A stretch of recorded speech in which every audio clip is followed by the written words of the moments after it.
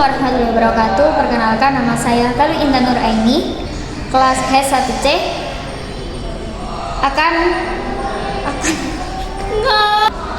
Tujuan video ini untuk memenuhi UAS mata kuliah pengantar ilmu hukum. Oke, yang pertama, pengertian dan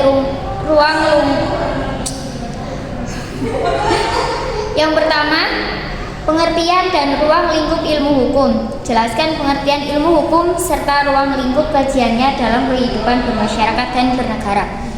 Oke, pengertian ilmu hukum. Ilmu hukum adalah ilmu pengetahuan yang mempelajari norma-norma atau kaidah hukum yang mengatur tingkah laku manusia dalam kehidupan bermasyarakat dan bernegara, serta cara norma tersebut dibentuk, diterapkan, dan ditegaskan guna mencapai ketertiban dan keadilan.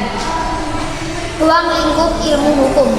Ruang lingkup kajian ilmu hukum meliputi hukum sebagai norma, mempelajari peraturan perundang-undangan, hukum adat, dan hukum kebiasaan yang berlaku dalam masyarakat. Yang kedua, hukum sebagai institusi, mempelajari lembaga-lembaga hukum seperti pengadilan, kepolisian, kejaksaan, dan lembaga pembentuk undang-undang. Yang ketiga, hukum sebagai proses, mengkaji proses pembentukan hukum, penerapan hukum, dan penegak hukum. Yang keempat, cabang-cabang hukum antara lain hukum perdata, hukum pidana, hukum tata negara, hukum administrasi negara, hukum internasional, dan hukum Islam dan hukum adat. Yang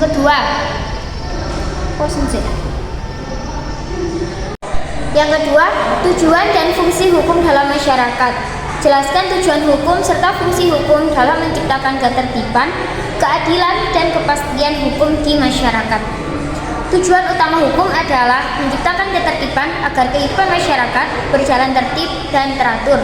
Yang kedua, mewujudkan keadilan, memberikan perlakuan yang adil bagi setiap orang sesuai hak dan kewajibannya.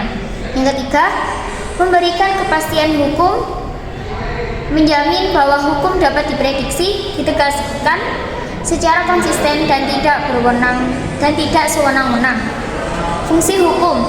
Fungsi hukum dalam masyarakat meliputi sebagai alat pengatur kehidupan sosial, mengatur hubungan antar individu dan kelompok masyarakat, sebagai alat perlindungan, melindungi hak dan kepentingan masyarakat dari tindakan yang merugikan, sebagai sarana penyelesaian konflik, menyediakan mekanisme penyelesaian sengketa secara adil dan tertib, sebagai sarana rekayasa sosial, mendorong perubahan perilaku masyarakat sesuai tujuan pembangunan nasional. Yang ketiga yaitu sumber-sumber hukum. Jelaskan pengertian sumber hukum serta sebutkan dan uraikan macam-macam sumber hukum yang berlaku.